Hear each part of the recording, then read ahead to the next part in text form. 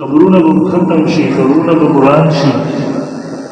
بیا به څوک دا ذکر هم نه کوي چې مونږ هم یو څوک وو دنیا ته راغلي وو، دلته هم ژوند او زندګي تېره کړې وو. دې وجې نه رسول الله صلی الله علیه وسلم فرمایي الکیس من دان نفسه وعمل لما بعد الموت.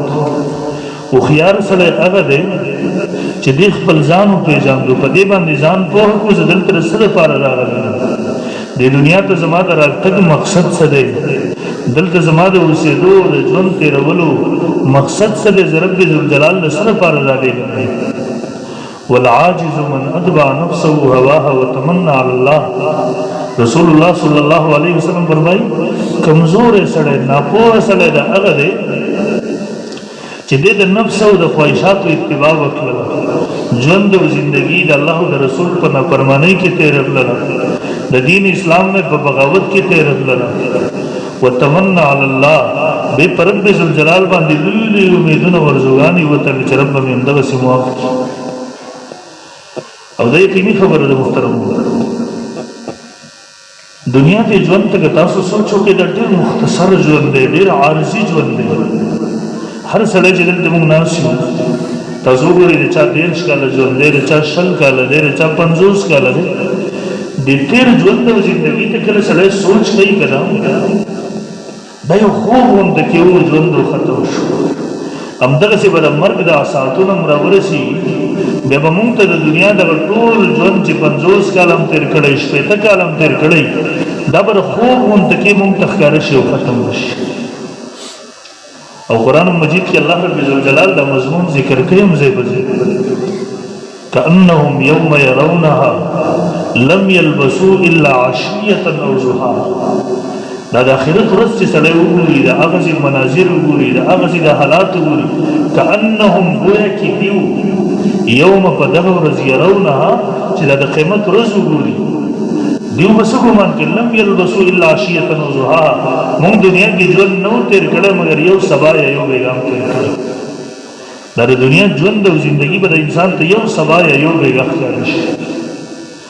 ځکه د هغسې ژوند محترمو د هغې لپاره ابتدا شته دی، انتها نشته دی، شروع او آغاز شته دی، د هغې لپاره ختمېدل نشته دی.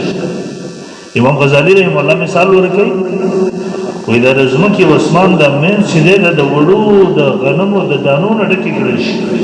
1000 کاله پس یو کارګر راځي یوه دانه اوچتوي، یو وخت به هغه هم راشي چې دا دانې به ختمې شي لیکن د آخرت ژوند او زندګي هغه نه ختمېږي.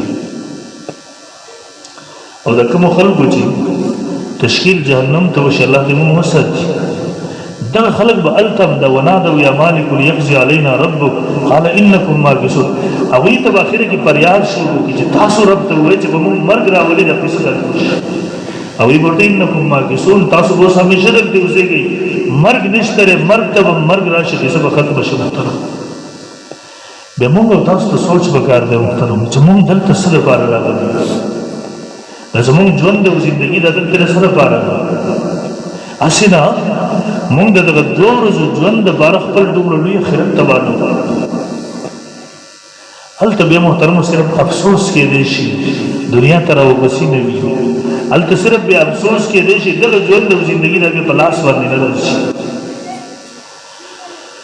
دا په خپرو باندې مونږ او تاسو تېرېږو نه، مونږ تاسو ته یو سبق راکوي، مونږ تاسو ته یو یاد راکوي.